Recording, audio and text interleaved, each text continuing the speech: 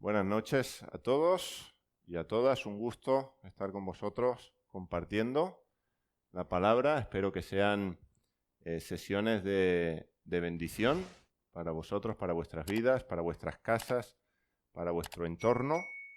Y de sorpresa ya no tiene nada. Vamos a hablar de los padres de la Iglesia, pero claro, se ha desvelado el misterio. Los padres de la Iglesia son Abraham, Isaac y Jacob.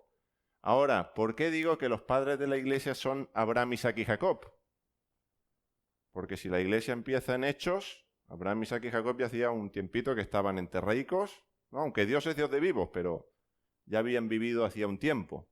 Entonces, vámonos a ir a Hechos capítulo 7. Voy a hacer buscar algunos textos. Si no cuadra lo que yo digo aquí, no os preocupéis. Seguid la traducción que uséis habitualmente, no os paréis. ¿Y ahora por qué he dicho esta otra palabra? Procuro hacer una traducción tan fiel al texto griego en este caso y al texto hebreo aún más, pero no importa que en vuestras Biblias leáis otra cosa y si importa ya os lo diré, ¿vale? Si es importante el cambio ya lo haré notar. Hechos 7:38 dice: este es aquel que estuvo en la congregación. Está hablando de Moisés. ¿Todos tenemos congregación? ¿Sí? Todos tenemos congregación, ¿no? Muy bien. Este es aquel que estuvo en la congregación, está hablando de Moisés, en el desierto, con el ángel que le hablaba en el monte Sinaí. Ya tenemos el contexto. Monte Sinaí, Moisés, acaban de salir de Egipto. Bueno, acaban 3 meses han pasado, pero más o menos ese es el contexto. Dice, y con nuestros padres. Ya tenemos otra pista. Dice que recibió palabras de vida que darnos. Bueno, la palabra aquí que tenemos por congregación, en otros textos no pone congregación, pone iglesia. Así que en la tuya pone iglesia. A ver, Luis. Este es el que estuvo con la iglesia en el desierto. Toma. Con el ángel que le hablaba en el monte Sinaí. Muy bien, esa la puedes ungir. Esa traducción la puedes ungir. Está bien. Ahora, fijaros qué cambio. Moisés fue a la iglesia, ¿lo sabía? Se levantó el domingo por la mañana, vamos al culto. A las 11, y ahí en el Sinaí a las 11, el culto dominical. Pues sí, Moisés estuvo en la iglesia. Ahora, si allí tenemos la iglesia, ¿quiénes son los padres de esta iglesia? Porque ahí tenemos las 12 tribus. ¿Quiénes fueron los padres de las 12 tribus? Abraham, Isaac y Jacob. ¿Hasta aquí estamos de acuerdo? Pues vamos a hablar de los padres de la iglesia. Porque iglesia no es otra cosa que la reunión del pueblo de Dios. Lo hablamos con Pablo en su casa hace un par de sábados. Cómo transmitir la idea de iglesia desde la Biblia hebrea en adelante a las personas.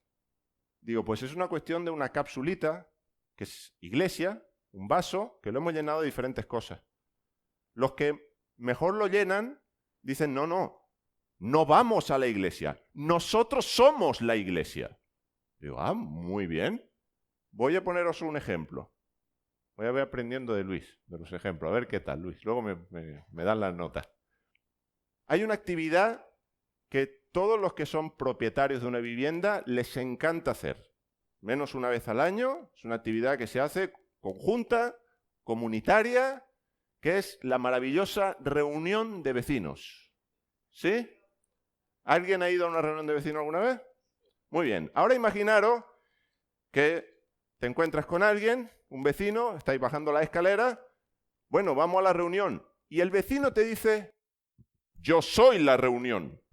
¿Qué pensaríais? Pues lo mismo es cuando decimos, no, nosotros somos la iglesia. ¿Nosotros somos la reunión? ¿O somos el pueblo de Dios que se reúne? Nosotros somos el pueblo de Dios, somos la comunidad de vecinos, la comunidad de propietarios que se reúne. Y tenemos 2 tipos de reuniones, una asamblea y luego tenemos una reunión profética. Dios ha prometido reunir a su pueblo. Por eso Jesús dice que sobre la roca de que Él es el Mesías va a edificar su iglesia, va a reunir a su pueblo en torno a qué verdad central, a que Él es la roca. Y los padres de este pueblo, Abraham, Isaac y Jacob. Y son de ellos de los que vamos a hablar. Dios se identifica en la Biblia precisamente así, como el Dios de Abraham, de Isaac y de Jacob. ¿Tenemos alguna otra identificación con algún otro personaje de la Biblia? También. Pero mayoritariamente el Dios de la Biblia, el Dios en el que creemos, es el Dios de Abraham, de Isaac y de Jacob. Fijaros que nos dice en Isaías 51:2. Isaías 51:2. Va a hablar de manera específica de Abraham y de Sara. Lo vamos a hacer extensivo a Isaac y a Jacob. Dice el texto, mirad. Y esto significa atended, contemplad. Y es un imperativo, es una orden. Fijaros muy bien en quién nos tenemos que fijar muy bien. Dice, mirad a Abraham vuestro padre y a Sara que os dio a luz, porque siendo uno lo llamé y lo bendije y lo multipliqué. Luego, ¿qué nos dice Dios por boca del profeta? Que tenemos que fijarnos muy bien, y es un imperativo, por lo tanto, es mandamiento de Dios, en Abraham y en Sara. ¿Por qué? Él es nuestro padre. Cuando hablamos de padre, hablamos de antepasado. El antepasado de nuestro pueblo es Abraham. Y no solo es padre de los de la circuncisión, sino también de los de la incircuncisión. Es padre de los creyentes. ¿Bien? Entonces, ¿qué vamos a ver? Y hago un poco de paneo general de cada padre. Bueno, de Abraham vamos a hablar de la fe, como decía Pablo, que supera la muerte. No que la vence, pero que la supera, que pasa por encima de la muerte. Decidme una característica, la primera que os venga a la mente, de Abraham. La fe. ¿Habéis escuchado que Abraham es el padre de la fe? Sí. ¿Cuántas veces? Ahora, ¿sabéis que esa frase no viene en la Biblia? Él no es padre de la fe. ¿Él tuvo mucha fe? Sí. ¿Sin duda es una característica de su vida? Sí, claro que sí. ¿Tenemos que aprender de su fe y aprenderemos de su fe? Por supuesto. Pero ¿quién dice la Biblia que es el autor y consumador de la fe? Yeshua, Jesús. Él es, en ese sentido, el padre, el autor, el originador de la fe, no Abraham. Si nos metiéramos en Abraham pasito a pasito, veríamos que igual de fe no iba sobrado al principio. Ahora, ¿en qué momento destacaríais de la fe de Abraham? ¿Dónde se ve la fe de Abraham de manera álgida? Cuando tiene que sacrificar al hijo. Ahí es el momento máximo, ¿verdad? Pues vamos a ver que no. Ya vamos a ver que no. ¿Vale? Ya esto os lo dejo para dentro de un momentito. ¿Qué vamos a ver de Isaac? Eso lo veremos, Dios lo permite, mañana. Y vamos a hablar de un intercesor apasionado por la esposa. ¿Cuántos habéis escuchado sermones de Abraham? ¿De Jacob? ¿Y de Isaac? Isaac es como Paco para mis hijos. ¿Sabéis qué le pasa a mi hijo? Que decimos, sí, Paco. ¿Y quién es Paco? El papá de Rubén, el abuelo de Noah. Pero Paco, para mis hijos, no tiene entidad en sí mismo. Es el familiar de. A Isaac le pasa lo mismo. Isaac es el hijo de Abraham, el padre de Jacob.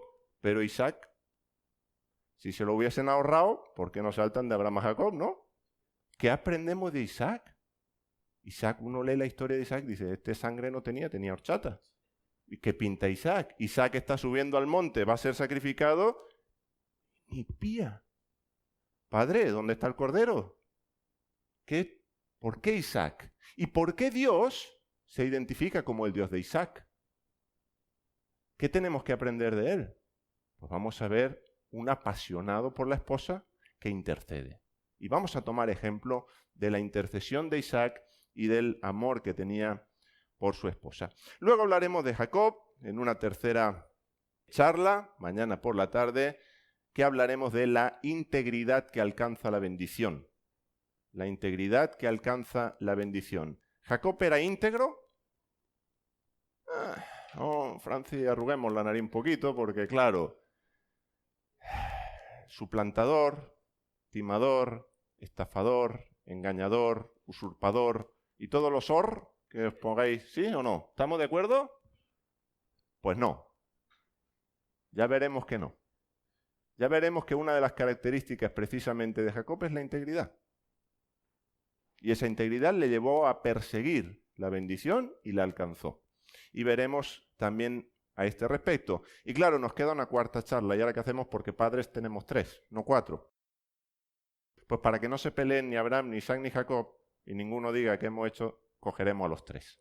Y vamos a hablar de nuestros padres extranjeros y peregrinos con visión de lo alto. ¿Sí? Y ahí estaremos hablando de cuál era la fe compartida que tenían como coherederos de una misma promesa. Y aprenderemos de ese peregrinar que ellos vivieron y por qué tuvieron la fe que tuvieron común. Dicho esto, vámonos a empezar con Abraham y la fe que supera la muerte. Bueno, ya hemos dicho que el punto más álgido de fe de Abraham, Moria, ofréceme a tu hijo, Abraham no rechista, vamos Isaac para adelante, no le dicen nada a la esposa, no fuera a ser que Sara dijera tú te vas a quedar, agarran las maletas agarran las maletas tempranito y se van, porque si Sara se entera igual tenemos un problema. Y ese sería el momento álgido. ¿Qué otros momentos vemos la fe de Abraham? Sal de tu tierra, ¿no? Dice, salió sin saber a dónde iba. Bueno, sin entender a dónde iba. No entendía qué estaba pasando ahí con eso, pero obedeció. Bien, ¿qué más? La descendencia. Sí, ¿no? Génesis 15, Dios le enseña las estrellas, él está ahí, dice, lo llevó fuera. ¿Cuántos imagináis que se lo lleva fuera de la tienda? ¿No? ¿Cuántos pensáis cuando leéis se lo llevó fuera? Estaba dentro de la tienda y lo saca fuera de la tienda, ¿no? Para ver el cielo. La Biblia no dice que se lo llevó fuera de la tienda. Dice que se lo llevó fuera. ¿Qué significa? Cuando creyó que podía resucitar. Moria, Génesis 22, ¿no? La explicación que tenemos en hebreo y veremos esa explicación también. Bien, ¿qué más? Que luego vuelven. Hablaremos de ese episodio mañana con Isaac. Creyó en todo lo que le prometió Dios. Ahí tenemos la fe. Muy bien, ¿alguno más? Era amigo de Dios. Perfecto, sí, el único, el Calil. A Ismael y Agar, ¿no? Los echa también por la fe. Lo echa. Y pues vamos a hacer lo mismo con algún hijo que no... Por la fe te echa. Cuando sienta la base de la redención. Explícate, Luis. Amén. Amén. Ahí también. Muy bien. Muchas gracias, Luis. ¿Alguno más? Cuando se queda con la peor tierra. ¿Qué le queda? No le queda de otra. Dice, y voluntariamente sí, porque le dice a su sobrino, elige tú la que tú quieras. Bien. ¿Más o menos? ¿Alguien echa de menos algún episodio? Vale, pues vamos a ver qué nos dice el apóstol Pablo. ¿Os parece? Porque el apóstol Pablo nos va a hablar de un episodio que ninguno habéis mencionado. A ver qué episodio es. ¿Sí? Romanos 4. Ahora ya estamos con... ¿Qué episodio es? ¿Qué episodio? ¿Qué será? Romanos 4 vamos a leer desde el 16 al 22. Dice, por tanto es de fe para que sea por gracia, a fin de que la promesa sea firme para toda la simiente, no solamente para la que es de la ley, sino también para la que es de la fe de Abraham, el cual es padre de todos nosotros. No dice padre de la fe, padre de nosotros. Como está escrito, te he puesto por padre de muchas gentes. Delante de Dios, a quien creyó, dice, el cual es padre de todos nosotros, hace un paréntesis, dice, delante de Dios, es padre de nosotros, a quien creyó, el cual da vida a los muertos y llama las cosas que no son como si fuesen. Un versículo muy interesante. El cual creyó en esperanza contra esperanza para llegar a ser por padre de muchas gentes, conforme a lo que se le había dicho, así será tu simiente. Y no se debilitó en la fe al considerar su cuerpo, que estaba ya muerto, casi muerto, siendo de casi 100 años, o la muerte de la matriz de Sara.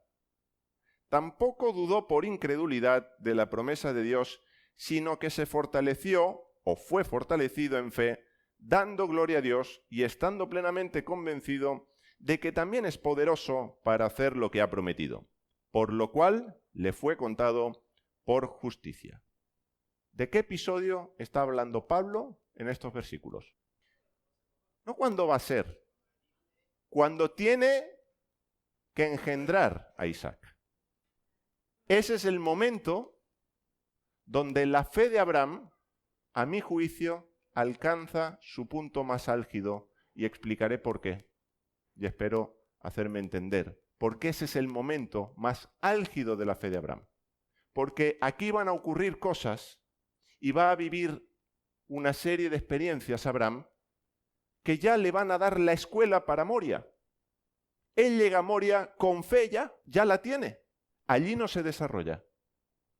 Allí él ha vivido una experiencia aquí que le hace poder ofrecer a Isaac. Si no, no llega a ofrecerlo.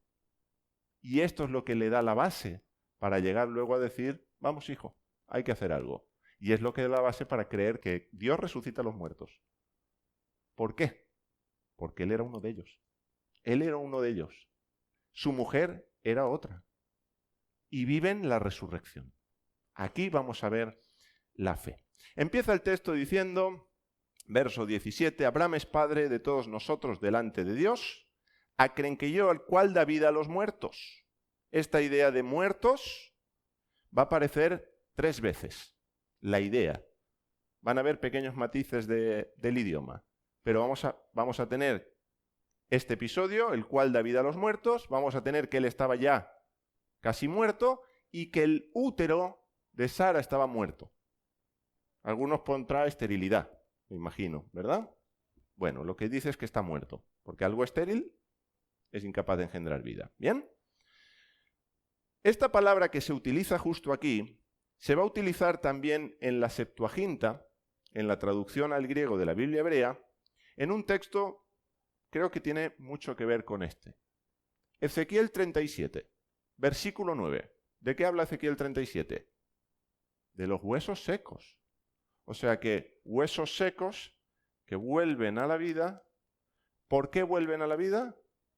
Por el Espíritu de Dios, porque le dice sopla sobre estos huesos y di al Espíritu, y los huesos que se recubren de piel, etcétera, etcétera, vuelven a la vida. Anda, ¿hay una conexión entonces entre Abraham y los huesos secos? Claro.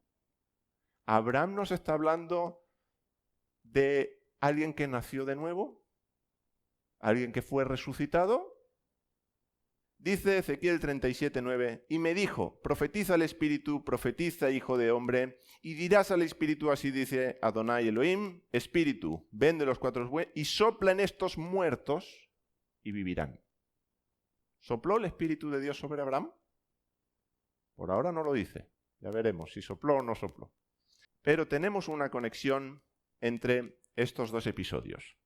Luego, como vamos a ver, esa vivificación del Espíritu está implícita en Romanos. Pablo la va a contemplar y va a contemplar que Abraham implícitamente fue vivificado por el Espíritu, de lo contrario no podía engendrar vida, igual que Sara. Final del versículo 17. Y aquí viene una parte que me gusta mucho, porque nos vamos a ir al texto hebreo y vamos a ver un detalle precioso. Porque aquí Pablo dice, y llama a las cosas que no son como si fuesen. Claro, porque Dios ya sabe lo que va a pasar. Como sabe lo que va a pasar, Él puede llamar lo que aún no es como si existiera. ¿Sí? ¿Por qué Pablo va a decir esto? Vámonos a Génesis. Génesis 17:16. Y ahora viene el redoble, ahora sí, Francis. Si alguien tiene una traducción distinta, que levante su mano. Pero si dice lo... ¿Ya, Luis? ¿No he leído todavía? Hombre, yo he visto que antes ha ido muy bien. Vamos a ver ahora. A ver, venga. Dale, tírale, venga. El 16. Y de ella te daré un hijo, y lo bendeciré, y haré de él naciones, y reyes de naciones procederán de él. Muy bien. Dice, la bendeciré y te daré. ¿Todo el mundo lee en su Biblia, te daré? A ver. Y dice, la bendeciré, y será madre de muchedumbre. Y será madre, vale, no dice te daré, aunque el texto hebreo sí dice, utiliza el verbo dar. Te daré, ¿sí? y también te daré. Sí, mi Reina Valera también pone eso. ¿Bien? Entonces, ¿estamos todos de acuerdo? ¿Te daré para cuándo? Que, claro, estamos en Génesis 17, Isaac no ha nacido. Te lo daré, ¿verdad? ¿Por qué Pablo dice que Dios llama a lo que no es como si fuese? Aquí no está llamando nada que no es como si fuese, dice te lo daré. Cuando miramos este texto en hebreo, es donde aparece la magia. No la magia, sino lo que el texto pone. Y es que aquí tenemos un verbo, tenemos varios tiempos dentro del sistema verbal hebreo, no nos vamos a enrollar en eso, pero hay un tiempo que es el tiempo perfecto. El tiempo perfecto es una acción acabada, concluida en el tiempo. ¿Sabéis qué tiempo utiliza aquí? El tiempo perfecto. Luego no dice te daré, te he dado. De ella te he dado un hijo. Claro, con razón se le escapa la risa a Abraham. Porque bueno, te lo daré, pues ya llegará. Pero te lo he dado, Dios mío, que esta mujer ha entrado en la menopausia. Es que está de WhatsApp. Dios llama a lo que no es como si fuese. Ya te lo he dado. Para Dios ya estaba hecho. No era algo que iba a llegar, que Dios sabía que en el futuro pasaría. No, para Dios Isaac era ya una realidad. Te lo he dado ya. Y ahora llegamos al Nuevo Testamento y Dios nos dice, te he dado la vida eterna. Bueno, falta un poquito para llegar, ¿no? No, ya la tenemos. En la realidad de Dios, en el plano de Dios, eso ya está hecho. Porque Dios llama a lo que no es como si fuese. Porque para Dios, que está fuera del tiempo, ¿dónde ocurren las cosas? ¿En qué momento? Isaac ya era una realidad para Dios y así se lo traslada a Abraham. Esto va a volver a ocurrir, ¿sabéis cuándo? Con la promesa de la tierra. En Génesis 15, 18, si lo queréis anotar, allí le va a decir, a tu simiente daré. Bueno, ese daré es lo mismo. A tu simiente he dado esta tierra. Ya está hecho. Solo hay que esperar a que llegue el cumplimiento en el plano de la historia humana, pero no en el plano de Dios. ¿Consumado es? Hombre, pues consumado del todo no. Faltan, claro, para nosotros. Pero para Dios está hecho. Él llama las cosas que no son como si fuesen. Este es el Dios que tenemos. En este Dios creemos. Y nos viene muy bien recordarlo, refrescar esta verdad de que las promesas de Dios son sí y amén. ¿Bien? Verso 18, volvemos a Romanos. Y ahí viene Abraham, el cual creyó, esto me encanta, dice, en esperanza contra esperanza. En esperanza contra esperanza. Para llegar a ser padre de muchas gentes conforme a lo que se le había dicho, así será tu simiente. Bueno, ¿qué es esto de esperanza contra esperanza? Muy sencillo. Esperando contra toda esperanza. Contra todo pronóstico, creyó. Cuando ya no había ninguna esperanza de que aquello que Dios había dicho que ya estaba hecho pasase, Abraham dijo, yo espero que eso va a pasar. Él tenía precisamente la fe de la que nos habla Hebreos. La fe de lo que nos habla Hebreos nos dice que la fe es la convicción de realidades que no se ven. Y Abraham estaba convencido de una realidad que no se veía. Que de él, de casi 100 años, y de una mujer estéril y menopáusica, podía nacer un hijo. ¿Hacía falta fe para creer eso o no? Empieza a parecerse el momento álgido de la fe, el mirar a Sara, el mirarse. Y Sara, tú y yo tenemos que hacer algo. Porque del Espíritu Santo no me ha dicho que vaya a venir. ¿Hacía falta fe para acostarse? Si hace falta fe sin llegar a los 100, pues imagínate, con casi 100 años, y una mujer que desde el minuto 0 el partido está perdido. Antes de salir a jugar el partido ya está perdido, porque lo primero que nos dice de Sarai es que es estéril. Ya lo sabemos desde el principio. Abraham, no tienes nada que hacer con esta mujer. Claro, búscate a Agar. Que de Agar, por favor, nadie me critique a Sara por entregar a Agar. Eso era legal. en la época y además aún Dios no le había dicho que la madre era Sara. Eso se lo dirán en 17, pero no en Génesis 15. Con lo cual, que Sara haga lo que hace era comprensible. Igual que hay cosas que hacemos nosotros cuando aún no tenemos toda la revelación de Dios. Porque son legales y están bien y es de nuestra cultura y es de nuestro tiempo, solo que a veces nos falta más revelación para saber conducirnos adecuadamente. ¿Bien? Entonces, Abraham tenía esa fe porque Isaac era una realidad que no se veía, que ya estaba en Dios y que solo faltaba concretarse en la historia. Ahora, ¿con qué fin creyó Abraham contra todo pronóstico? Que sería padre no solo de uno, ¿eh? ¿Hacía falta para creer que venía Isaac? Sí, pero hacía falta fe para creer que van a venir todos los que han venido. Y esta es la fe de Abraham. Esta es la fe de Abraham que tiene según Pablo. Ahora, su esperanza no estaba basada en la autosugestión. No estaba basada en el pensamiento positivo. Sara, eres muy negativa. Hay que ser positivo. Seguro que de entre tú y yo sale un hijo que sí... Vamos a ver, Abraham. Te han dicho desde el capítulo 11 de Génesis que yo soy estéril. He entrado en los 90 años y tengo calores que me suben y me bajan, pero no me los provocas tú. Sara, qué negativa eres, hija. El pensamiento positivo. Hay que ser positivos en esta vida, Sara. Es que todo lo ves por el lado negativo. Abraham, que sí, mujer, que ya verás. Vamos a intentarlo otra vez. ¿Era esto? Había una palabra de Dios. Había una promesa. No era una cuestión de que Sara y Abraham, vamos a hacer un curso de meditación, cariño, para ver si así tú y yo nos convencemos de que realmente podemos ser padres. No. Abraham y Sara tenían muy claro cuál era su situación. No negaban la realidad, no se autosugestionaban, no fueron a una escuela de pensamiento positivo, no fueron a sesiones del psicólogo para solucionar el problema que tenían. No, esto es lo que hay.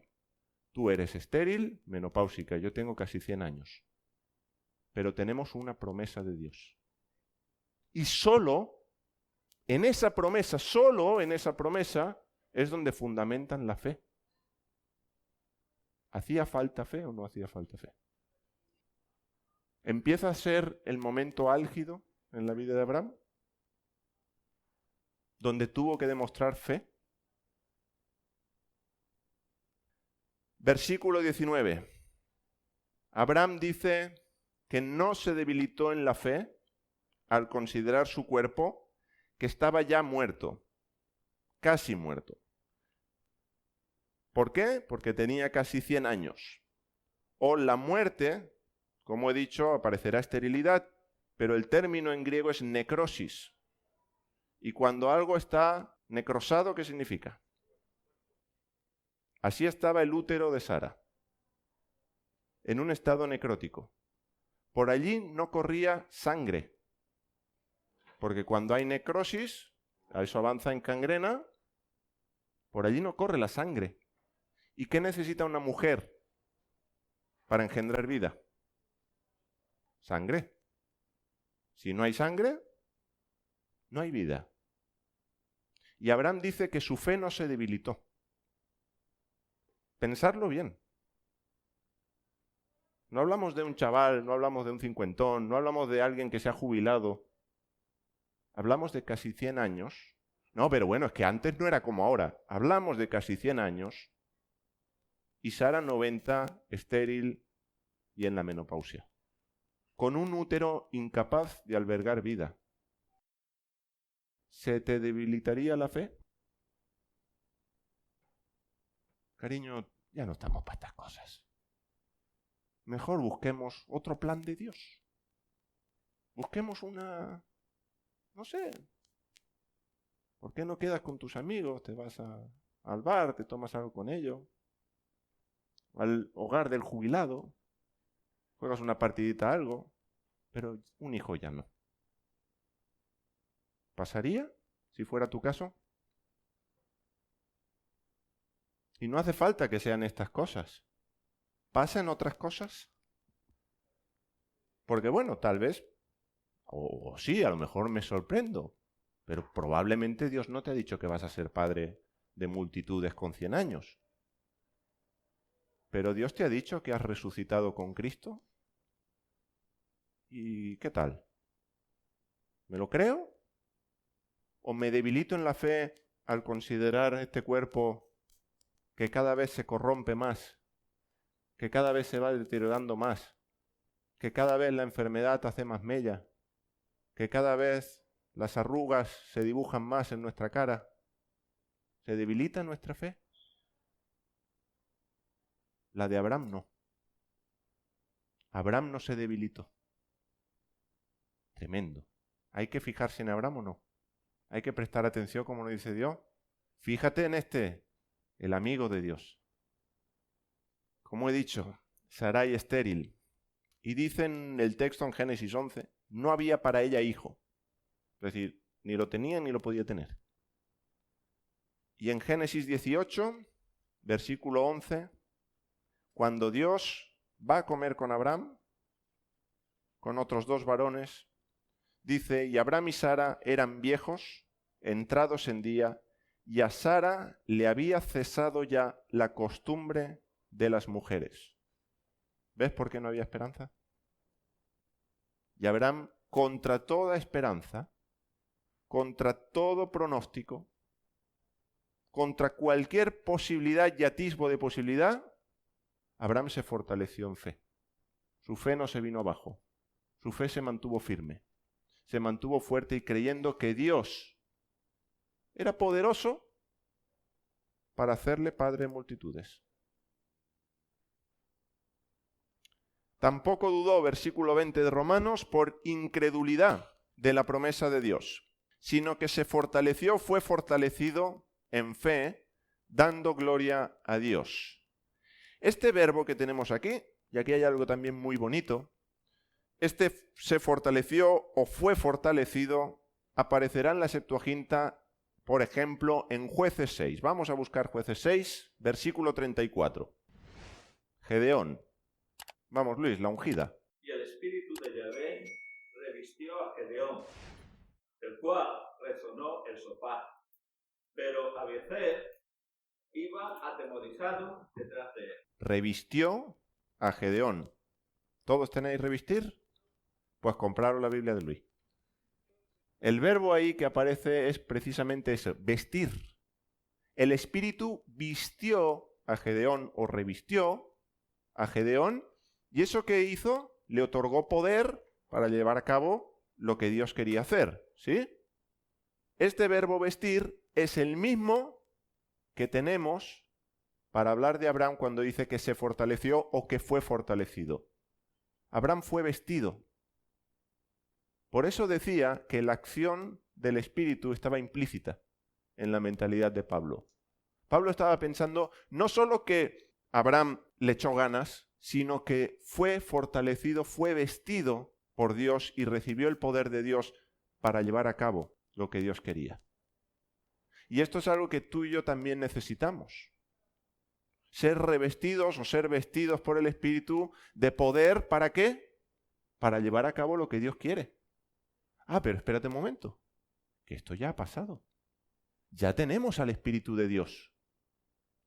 Ahora, ¿nos debilitamos en la fe?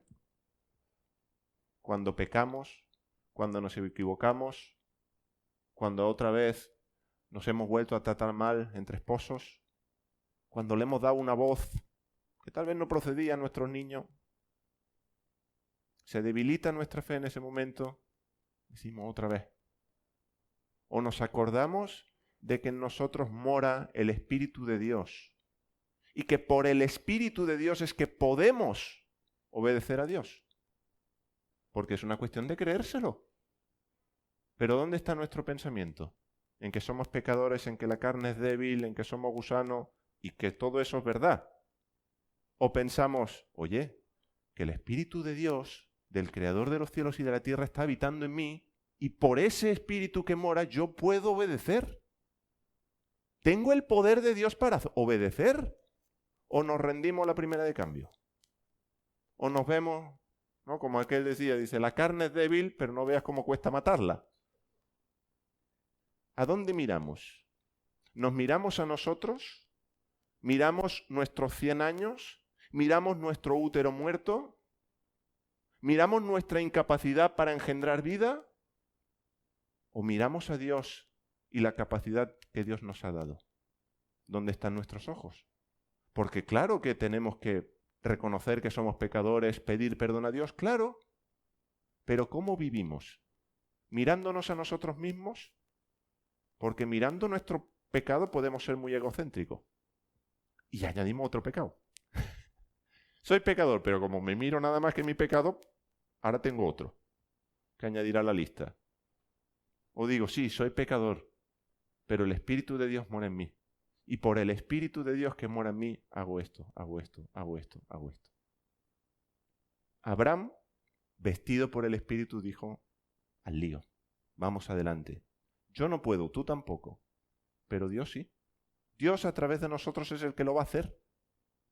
Y esta era la fe de Abraham. Por eso Abraham creía que Dios resucitaba a los muertos. En Moria ya lo sabe. Cuando va a sacrificar a Isaac ya sabe que Isaac puede vivir. ¿Por qué? Porque Sara era una muerta y el otro. Habían sido resucitados por el poder de Dios. Imagínate la sorpresa de Sara. Cuando un día sentadita en la tienda, Abraham, estoy mojada y no debería estarlo. Porque para engendrar un hijo, ¿qué hace falta? Tú imagínate con 90 años que llevas una carrera en la menopausia que de pronto te venga la menstruación. ¿Vivieron la resurrección o no la vivieron? Podían creer, oye, aquí esto está saliendo de... Esto es extraordinario. Este es Dios obrando. Esta es la vida de Dios. Y además es muy bonito porque Dios le dice a Abraham y a Sara, según el tiempo de la vida. ¿Sabéis cuál es el tiempo de la vida?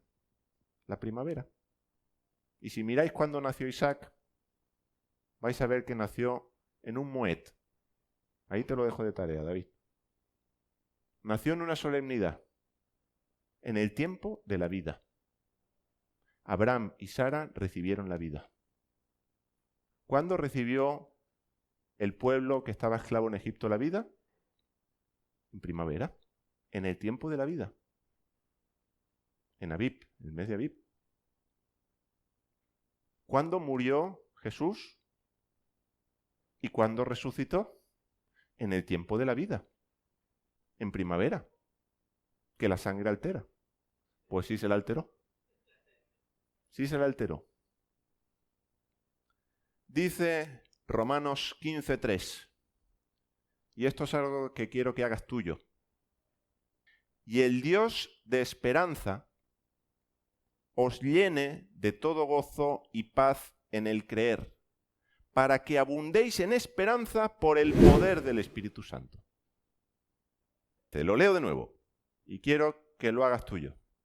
El Dios de esperanza os llene de todo gozo y paz en el creer, para que abundéis en esperanza por el poder del Espíritu Santo.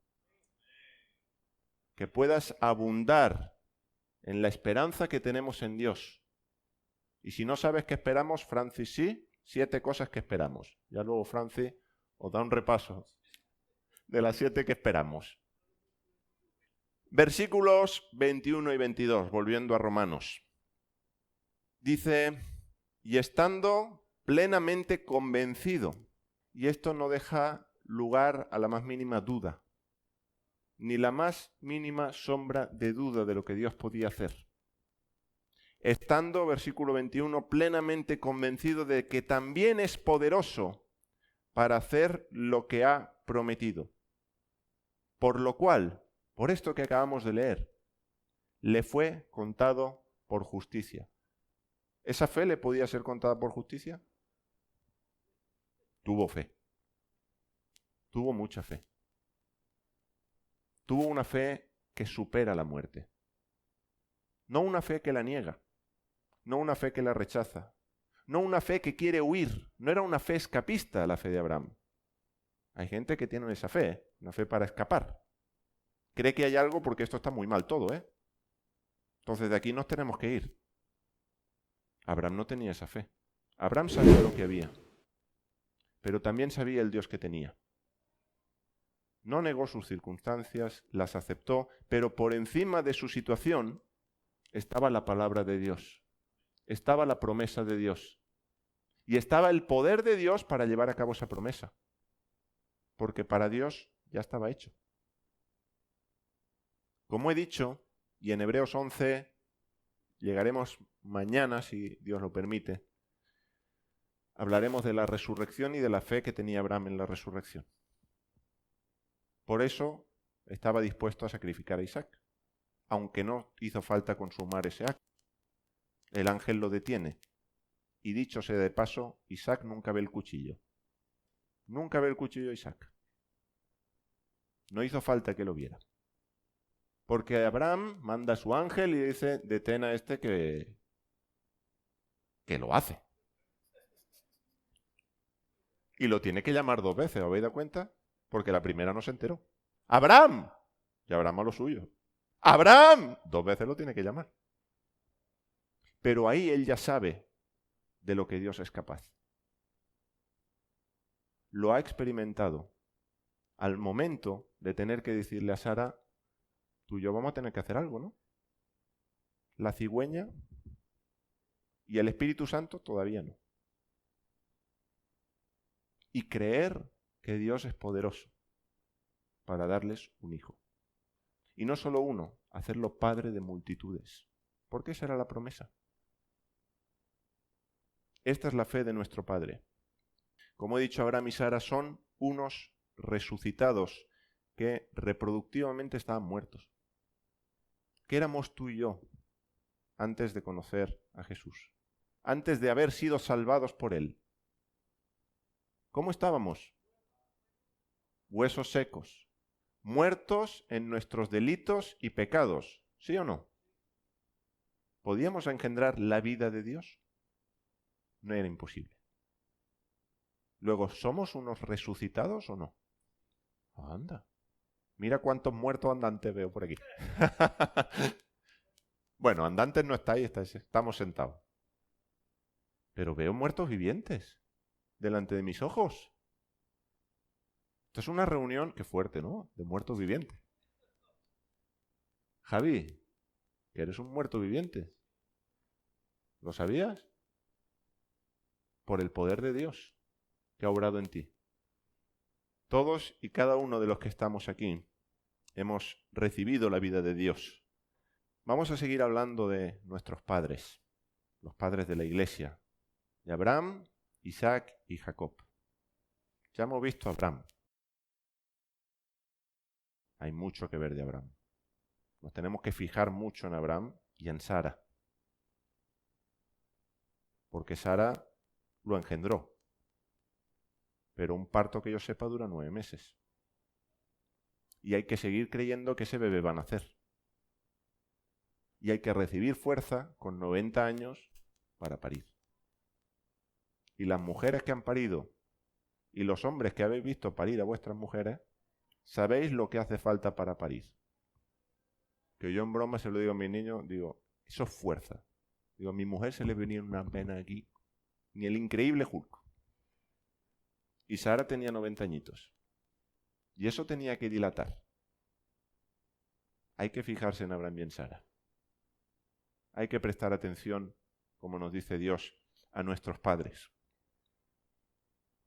En Colosenses, vamos a leerlo, capítulo 2, versículos 12 al 15.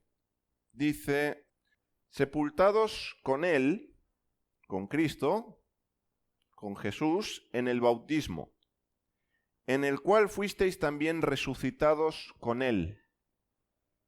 ¿Tú fuiste bautizado? Pues me alegro por ti, Francia, y el resto... la playa está cerquita, ¿me entendéis? Si alguien quiere, no sé la temperatura del agua, pero como el etíope, aquí hay agua. ¿Qué impide que yo sea bautizado? Pues el frío que hace, ¿no? Pero hemos sido bautizados, hemos sido sepultados. Y el bautismo precisamente es un símbolo de esa muerte y de esa resurrección, pero es que no es una broma. no es solo una figura bonita para expresar que nos metemos debajo del agua y volvemos a salir como un bebé que nace o lo que queramos. Es que es una realidad. Es algo que es verdad. Una realidad invisible. Pero porque yo no la vea no significa que no existe. Porque quien sí la ve es Dios. Me he acordado de ti, Rafa, que lo que no se ve no existe. Dios lo ve. Para Dios sí es una realidad. Y al Dios haberlo visto, existe. Ya está presente, ya está hecho. Mediante la fe, sigo en el 12, en el poder de Dios que le levantó de los muertos. ¿Tú crees que Jesús fue levantado por el poder de Dios de los muertos? ¿Alguno más? No están bautizados, pero eso sí lo creen. Ya hay algunos más que sí.